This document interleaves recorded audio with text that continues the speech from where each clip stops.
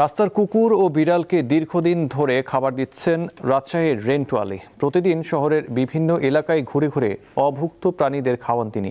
নিজের আয় ও বাবার মুক্তিযোদ্ধা ভাতার টাকা এই কাজে ব্যয় করছেন রেন্টওয়ালি। তাকে সহায়তা করছেন তার স্ত্রী। এভাবেই প্রতিদিন রাস্তার কুকুর ও বেড়ালকে খাওয়ান রাজশাহী মহানগরীর ভাটাপাড়ার বাসিন্দা রেন্টওয়ালি। কোনো প্রাতিষ্ঠানিক সাহায্য ছাড়াই দীর্ঘদিন ধরে শতাধিক কুকুর ও বেড়ালকে খাওয়ান তিনি। রাজশাহী সিটি কর্পোরেশন কুকুরকে মোটামুটি 100 কুকুরকে আমি লালন পালন করে খাওয়াই। আমি বাবার জন্য কিছু কোটা যেগুলো পাই 11,000, সেগুলো ওদের পিছনে আমি খরচ করে দিই। রেন্টওয়ালির এই উদ্যোগের নীরব সহযোগী তার স্ত্রী রাহেমা বেগম। প্রতিদিন খাবার রান্না করেন তিনি।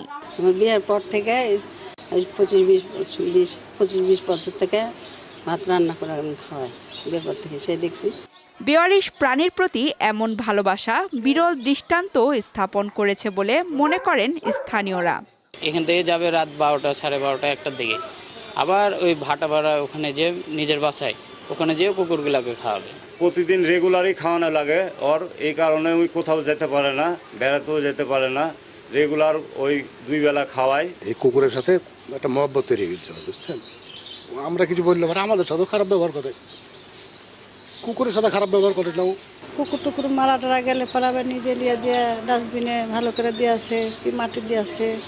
বিশেষজ্ঞদের মতে প্রাণীর প্রতি ভালোবাসা শুধু মানবিকতা নয়, পরিবেশের ভারসাম্য রক্ষার সঙ্গেও জড়িত।